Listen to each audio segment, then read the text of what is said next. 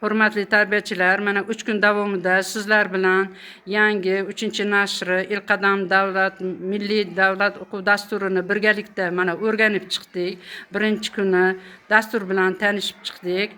Ikkinchi kuni amaliyot, uchinchi kuni mana yana savol-javoblar va sizni har biringizni dastur bo'yicha ishlagan ishlaringizni birgalikda ko'rib chiqdik. Endigi mana savol-javoblar qilindi.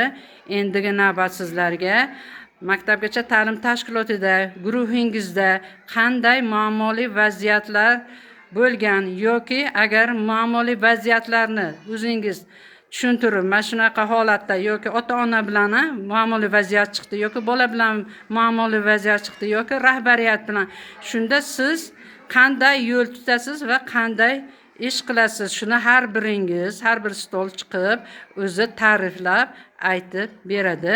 Marhamat, tayyorgarlik ko'ring.